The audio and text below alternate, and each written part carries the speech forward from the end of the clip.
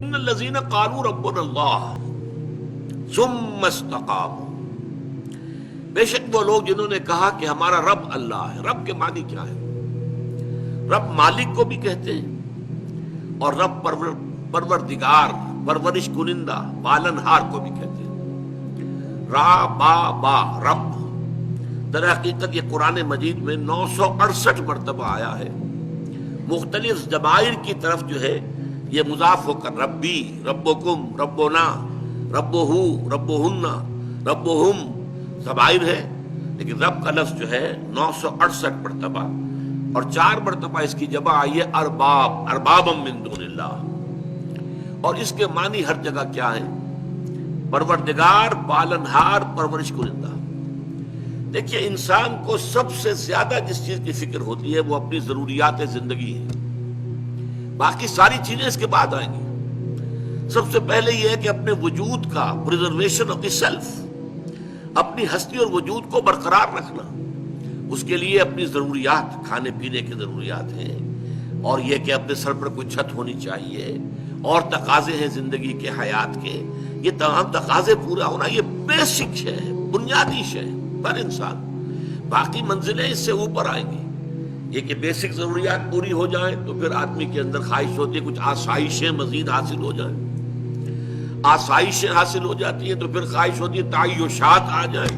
یہ تو پھر یہ کہ حوث جو ہے انسان کی، وہ جو ہے کہیں رکنے نہیں دیتی آدمی کو، اس کے اندر وہ حرص قانی نیست بے دل، ورنہ درکار حیات آنچ ماں درکار داریم، اکثرش درکار نیست۔ بڑا پیارا شعر کہا ہے بے دل نے، عبد القادر بے دل، مرزا عبد القادر بے دل، جن کے بارے میں مرزا غالب کہتے ہیں طرز بے دل میں ریختہ لکھنا اسد اللہ خان قیامت ہے۔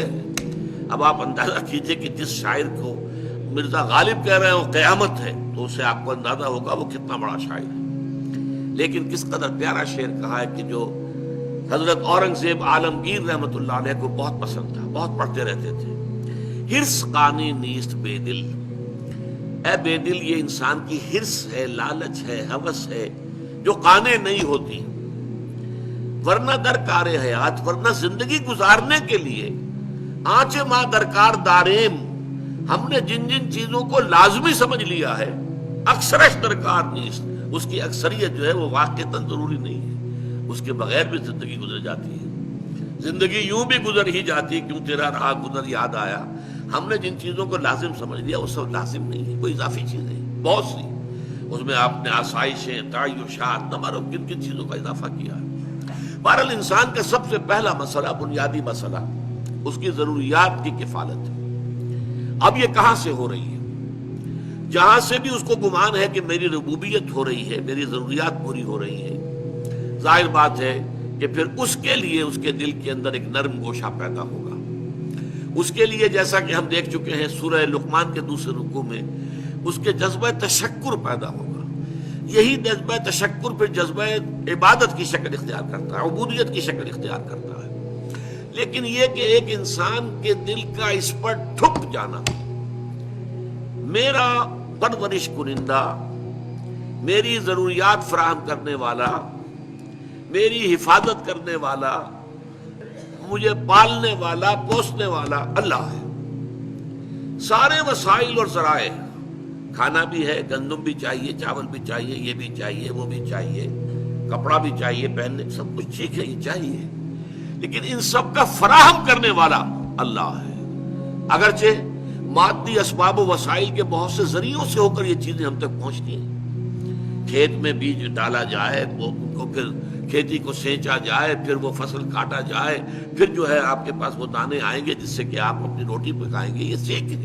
لیکن سورس جو ہے، final source, ultimate source of everything اس اللہ سبحانہ و تعالی۔ تو ان الذین قالوا ربنا اللہ، جس نے یہ کہا میرا رب اللہ ہے، جیسے کہ ایک حدیث میں آتا ہے من رضی باللہ ربا وبمحمد رسولا وبالاسلام دینا ذاق طعم الایمان، اس شخص نے ایمان کا مزہ چکھ لیا، حلاوت ایمانی اسے حاصل ہو گئی، جو مطمئن ہو گیا اس پر کہ اللہ اس کا رب ہے، محمد اس کا رسول ہے، اور اسلام اس کا دین ہے، جو اس پر مطمئن ہو جائے۔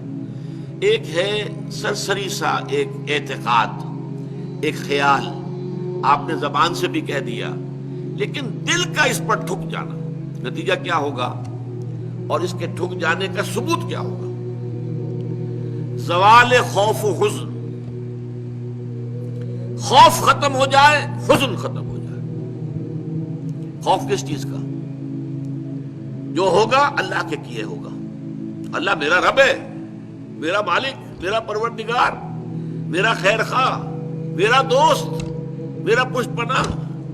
اللہ ولی الذین آمنوا، اللہ ولی ہے اہل ایمان کا، ساتھی ہے، مددگار ہے، پشت پناہ ہے۔ آپ سوچئے ہمارے دیہاتی علاقے میں کسی شخص کے بارے میں معلوم ہو کسی کو کہ اسے بڑے زمیندار چودھری کی پروٹیکشن حاصل ہے، بڑے وڈیرے کا، یہ جو ہے بہت ہی منہ چڑھا ہوا آدمی ہے، وڈیرا جو ہے وہ اس پر بڑا مہربان ہے۔ اب اسے خوف ہوگا، اس کا ڈھور ڈنگر کوئی چوری کرنے کی جرت کرے گا، اسے کوئی نقصان پہنچائے گا، وہ پاؤں پھیلا کر سوئے گا، اسے خوف نہیں ہے، اس لیے کہ بہت بڑا وڈیرا، بہت بڑا جاگیردار، بہت بڑا زمیندار، علاقے کا چودھری جو ہے وہ میرا دوست ہے، میرا پشت پناہ ہے۔ اس پوری کائنات کا چودھری، پوری کائنات کا وڈیرا، پوری کائنات کا مالک، اگر آپ کو یہ اطمینان ہو کہ وہ آپ کا ولی ہے، یہ اطمینان کب ہوگا؟ جب آپ خود اس کے ولی بن جائیں۔ اگر آپ اس کے ولی بن جائیں گے تو وہ آپ کا ولی ہے۔ آپ نے سرسری سا رشتہ رکھا ہوا، اس کا بھی رشتہ سرسری سا ہوگا۔ آپ نے منافقت والی روش رکھی ہوئی ہے، اس کا معاملہ بھی پھر آپ کے ساتھ وہ نہیں ہوگا، خالص نہیں ہوگا۔ وہ تو جیسا آپ کا روش کو، آپ کی روش ہوگی۔ انا عندہ، یہ ایک حدیث قدسی میں آتا ہے، عند ظن عبدی بی، جو میرا بندہ میرے بارے میں ظن کرتا ہے میں وہی سلوک اس کے ساتھ اختیار کرتا ہوں۔ تو اللہ پر جم جانا، تو خوف ختم۔ حزن کس بات کا؟ وہ تو جو کچھ بھی اللہ تعالیٰ نے چاہا وہ ہوا ہے۔ مجھے اچھا نہیں لگ رہا، میرا خیال ہے میرا بچہ فوت ہو گیا، مجھے تو رنج ہے، لیکن یہ کہ اس کا فوت ہو جانا ہی یقیناً بہتر ہے میرے لیے۔ اللہ تعالیٰ نے اس وقت اگر یہ فیصلہ صادر فرمایا، وہ میرا دوست ہے، میرا ہمدرد ہے، میرا بہی خواہ ہے، میرا خیر خواہ ہے، میرا پشت پناہ ہے، میرا مددگار ہے، اس کی طرف سے جو بات آئی کہ ہر ساقی ماریخت عین الطاف است، یہ ہے در حقیقت زوال خوف و حزن، اور اسی کا نام ہے مقام ولایت۔ دیکھیے اس میں جو آیا ہے قالوا ربنا اللہ ثم استقاموا، یہ استقامت میں میں بہت ابتدا سے جو درس دے رہا ہوں تو ابتدا ہی میں یہ لفظ میرے زبان سے نکلا تھا، اور واقعہ یہ ہے کہ وہ موضوع ترین لفظ ہے۔ اس استقامت میں قیامت مضمر ہے۔ کیا معنی استقامت کی؟ تم نے کہا اللہ تم میرا رب ہے، اور رب کے ہر حکم کو ماننا لازم آ گیا۔ کیسے ممکن ہے؟ اگر دل ٹھک گیا ہے، اگر تمہاری واقعتاً جو ہے دل کے اندر جماؤ پیدا ہو گیا ہے، اس رب کے اوپر اتنا یقین ہو گیا ہے، اس کی ربوبیت پر اعتماد ہو گیا، تب اس کی اطاعت، اس کی تمام جو ہے عبادت۔ اچھا رب کے اوپر اعتماد ہو گیا ہے تو بھروسہ اسی پر، اللہ تتخذوا من دونی وکیلا، میرے سوا کسی اور کو اپنا کارساز نہ سمجھنا، کارساز صرف اللہ۔ کارساز ماں بے فکر کار ماں، فکر ماں در کار ماں آزار ماں، اس قدر عمدہ چیزیں لوگوں نے کہی ہیں۔ میرا کارساز، کارساز کسے کہتے ہیں؟ کام بنانے والا، کارسازی، کام بنانے والا۔ میرا کارساز، میرے کام بنانے والا خود میرے کاموں کی فکر میں ہے، میرے کام بنانے کی فکر میں ہے، اور میں جب خود فکر کرتا ہوں اپنا کام بنانے کی تو غلطی کر بیٹھتا ہوں۔ اور فرمایا کارساز ماں بے فکر کار ماں، جس سے غلطی کا صدور ہو ہی نہیں سکتا، وہ تو اللہ کی ذات ہے، جس کا علم کامل، جس کی قدرت کامل۔ کارساز ماں بے فکر کار ماں، فکر ماں در کار ماں، اپنے کام میں جب خود فکر کرتا ہوں، سوچتا ہوں، راستے نکالتا ہوں، اسکیمیں بناتا ہوں، آزار ماں، اس کے نتیجے میں آزار، اس کے نتیجے میں مشکلات، اپنے لیے جو ہے بے پناہ قسم کی پیچیدگیاں پیدا کر بیٹھتا ہوں۔ یہ ہے استقامت۔ ان الذین قالوا ربنا اللہ ثم استقاموا، یہ مقام ولایت ہے، اچھی طرح سمجھ لیجیے۔